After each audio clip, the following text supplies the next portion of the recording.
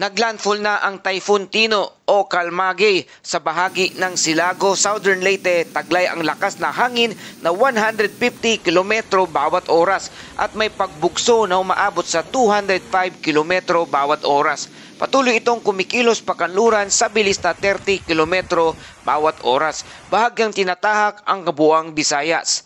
Magandang araw Pilipinas, ito ang Pilipinas Weather ngayon. Ngayong araw ng Martes, November 4, 2025, narito na ang ating update sa Typhoon Tino. Kung bago ka lang sa ating channel, please like, share, and subscribe para lagi kang updated sa panahon. Salamat sa iyong suporta. Mga kababayan, ayon sa DOST Pag-asa, ganap ng naglandfall na nga ang Typhoon Tino o Bagyong Tino sa bayan ng Silago, Southern Leyte kaninang alas 12 ng hating gabi. Sa pinakahuling datos, alauna ng madaling araw, ang sentro ng mata ng bagyo ay nasa paligid ng Mahaplag, Leyte. Taglay nito ang maximum sustained winds na 150 km per hour malapit sa gitna at may pagbugso hanggang 205 km per hour. Ang sentro ng pressure nito ay nasa 960 HPA. Kumikilos ito pakanluran sa bilis na 30 km per hour, habang ang lakas hanggang typhoon force wind na umaabot na 300 km mula sa sentro. At dahil dyan, nakapaloob pa rin ang tropical cyclone wind signal. Narito ang mga lugar. Signal number 4 sa Leyte, Southern Leyte, Northern Cebu kasama ang Camotes Island, Guimaras, Iloilo, Antique, Negros Island Region at mga kalapit probinsya na mayroong typhoon force winds na may bilis na 118 to 184 km per hour at mayroong severe threat to life and property. Habang signal number 3 naman sa Eastern Samar, Bohol, Negros Occidental, Capiz at bahagi ng Northern Mindanao na mayroong storm force wind na 89 to 117 km per hour na may posibilidad ng pinsala sa kabahayan at infrastruktura. Signal number 2 naman at 1 sa nakaangat sa bahagi ng Luzon, Mindoro, Palawan, Masbate, Quezon at Northern Mindanao. Habang tinatahak ni Tino ang kabuuang Visayas, inaasahang daraan ito sa Camotes Island at Northern Cebu bago tumawid patungong Iloilo, Capiz, Antique at lalabas ng Sulusi bukas ng umaga November 5 patungo na ito sa Northern Palawan. At dahil dyan, narito ang ating heavy rainfall at hangin. Mula ngayong gabi hanggang bukas, asahan ang malalakas na hangin, matinding pag-uulan sa Leyte, Southern Leyte, Samar, Biliran at Eastern Visayas. Moderate to heavy rain din sa Cebu, Bohol, Negros at Panay Island habang makakaranas ng mga pagbugso ng hangin sa Northern Mindanao. Mga kapatid, mag-ingat dahil may posibilidad ng flash flood, landslide at storm surge na maaring umabot sa 3 metro sa mga baybayin ng Masbate, Mindoro, Palawan, Western Visayas at Surigao. Mga kababayan, malinaw po na ito ang pinakamalakas na bagyo na tumama ngayong buwan sa mga nakatira sa silangang bahagi ng Visayas. Kung naririnig ninyo ang humuhuni na hangin at kumakalabog ang yero, huwag agad mabahala.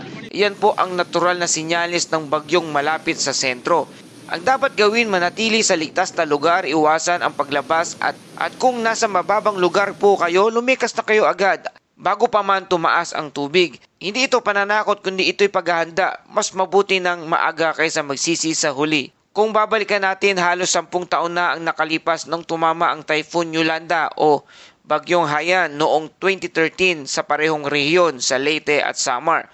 Ngunit si Tino ay dumaraan halos pareho ang ruta, kaya't pinalalahanan ng mga lokal na opisyal ang mga residente na huwag baliwalayin ang mga signal na warnings. Ngunit kakaiba itong bagyong si Tino. Ito ay mas mabilis ang galaw, kaya't mas maikli ang panahon ng hagupit, ngunit mas malakas ang bugso ng hangin nito.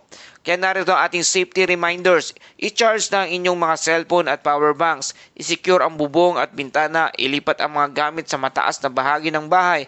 Iwasan ang paglalakad o pagmamaneho sa baha. Kung may evacuation order, agad sumunod. Huwag nang maghintay ng rescue.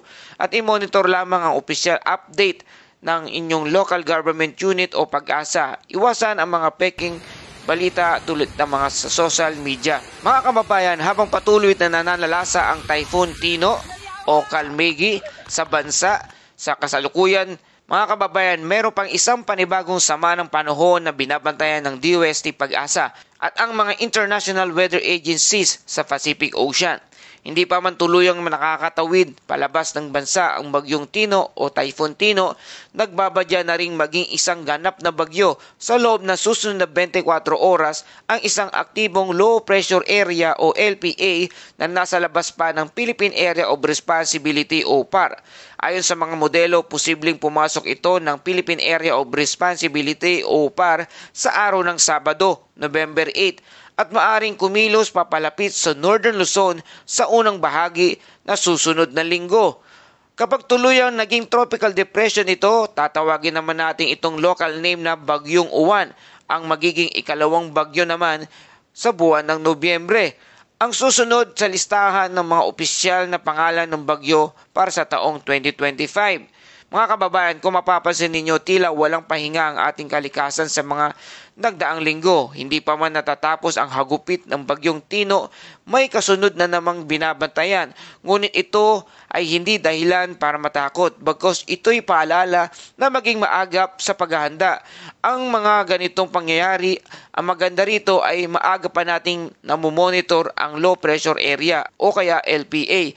Kaya may sapat na oras ang ating mga kababayan sa Hilagang Luzon para maghanda. Batay sa mga paunang simulation ng Pag-asa, JMA o Japan Meteorological Agency at JTWC, Joint Typhoon Weather Center, kung mananatiling favorable ang kondisyon ng dagat, mataas ang tsansang maging isang tropical storm ito bago pa man pumasok ng Philippine Area of Responsibility o PAR. At sa ibang senaryo, kung papasok ito sa ating PAR o Philippine Area of Responsibility, tatawagin na nga natin itong Bagyong Uwan. Maaari itong dalhin ang malalakas na ulan sa lugar ng Cagayan Valley, Cordillera at Ilocos Region pagsabit sa kalagitnaan ng susunod na linggo. Kaya paalala, huwag munang magpakampante mga kababayan kahit malayo pa ito. Tandaan, ang maagang pagmonitor at tamang impormasyon ay sandata laban sa panganib.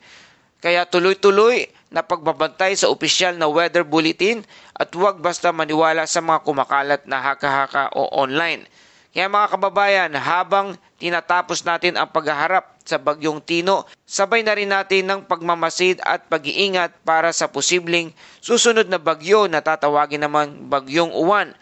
Ang mga ganitong sunod-sunod na sistema ng panahon ay normal sa panahon ng Nobyembre, bahagi ng ating pagiging isang bansang tropikal, ngunit ito rin ay hamon para sa atin na maging handa, disiplinado at mapagmatsyag sa anumang panahon. At para sa ating Bible verse of the day mula sa Isaiah 43 verse 2, kapag dumaan ka sa tubig, ako'y kasama mo. Kapag tatawid ka ng mga ilog, hindi ka malulunod. Kapag dumaan ka sa apoy, hindi ka masusunog.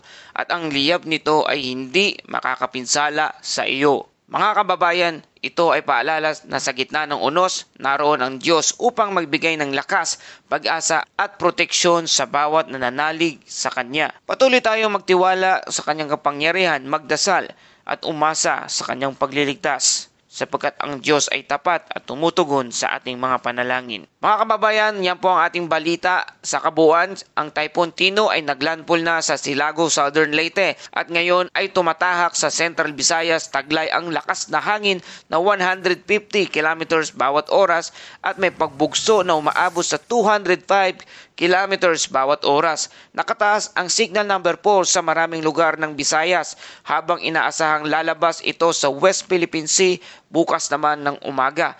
Asahan ang malalakas na pag-uulan at pagbaha, landslide at storm surge sa mga coastal areas ng Visayas.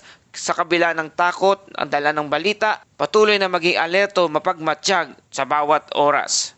Maghihanda po tayo at magtulungan sa mga oras na ito. Ang panahon ay maaaring magbago pero ang ating pagkakaisa ay mananatiling matatag. At yan po ang ating kumpletong ulat ngayong araw ng Martes, November 4, 2025.